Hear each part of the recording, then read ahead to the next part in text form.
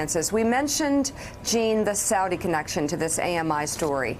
There are new developments on that front, too. The New York Times reports on the most direct evidence to date connecting the Crown Prince to the killing of Jamal Khashoggi.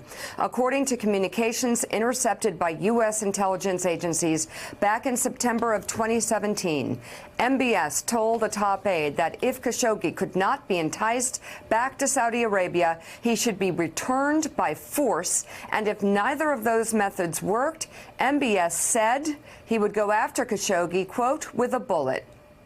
September 2017 is the same month that Khashoggi began writing opinion columns critical of the kingdom in the Washington Post. That's all according to current and former American and foreign officials with direct knowledge of the intelligence reports which were produced in early December. Around the same time, President Trump told Reuters, quote, "The fact is, you know, he vehemently denies it," while citing arms sales as an example that the kingdom is, quote, "a very good ally." Gene, where do we begin? Well, where do we keep going is what we do. I mean, you know, and I think it is just, it is so good that the New York Times and the Washington Post and other media outlets are going to continue to dig into the story and to expose this, you know, this murder that was committed at the behest of MBS, that the administration refuses to acknowledge, much less act on, and you know, that's a potential motivation for this attempted blackmail of Jeff Bezos, because apparently Pecker was seeking Saudi investment and had their relationships there. Who knows if they flow through Trump or around Trump? Who knows? But I think we'll find out. I did want to point out one thing, just to people who are watching. This is not how journalists operate. No journalist operates this way through blackmail. The National Enquirer is not a journalistic enterprise. It is apparently an extortion racket, and one that seems to be coming down. So, Dylan Byers, I mean, this now is up at the level of pertaining to, related to, part of this big circle involving the murder of a Washington Post journalist and the Kingdom of Saudi Arabia. But isn't this AMI story, doesn't it bring us down to Stormy Daniels and to all these other problems that Trump brings to the table that have ended up in the legal field? You know, that's actually a really good point. There's a sort of high-low tenor to the sort of various scandals surrounding the Trump administration. You know, but I think one point for me about Khashoggi specifically, you and Joe were saying at the top of the show that AMI and David Pecker went after the wrong guy when they went after Jeff Bezos. I think what history will show after time, I think it's already shown it in many ways, is that Saudi Arabia went after the wrong guy when they went after Jamal Khashoggi, because he had that relationship with the Washington Post, and because the Washington Post did not back down. And the Washington Post should be credited with keeping this story front and center, and Jeff Bezos himself and Marty Baron should be credited with keeping this story front and center.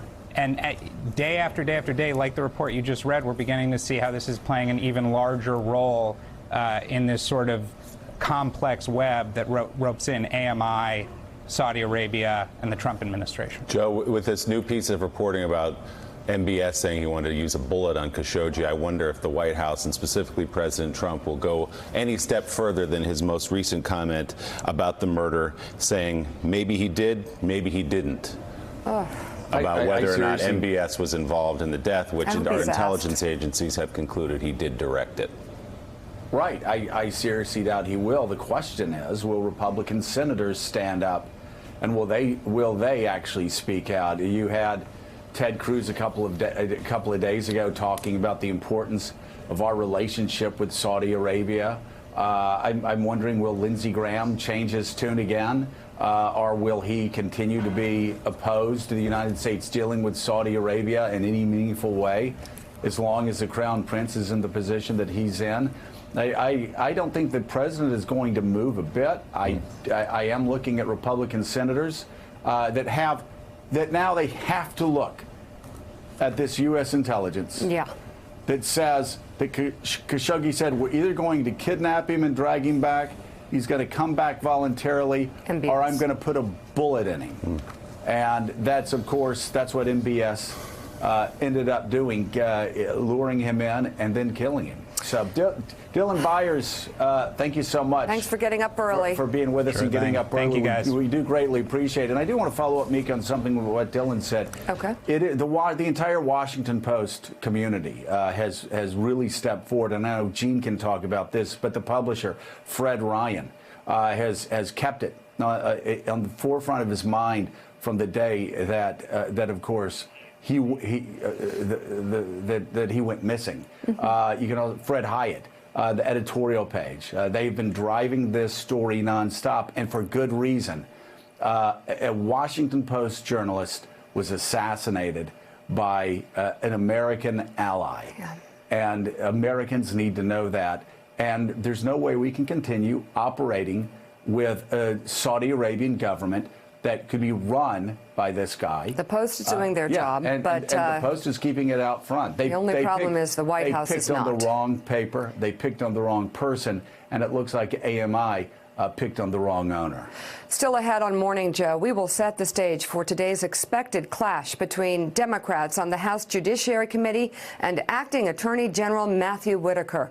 A member of that committee, Democrat Eric Swalwell, will join us. Plus, new information on the criminal investigation into the Trump inaugural committee, including the role that Michael Cohen's secret audio recordings played. We're going to talk to Vanity Fair's Emily Jane Fox about her new reporting on that. You're watching Morning Joe. We'll be right back.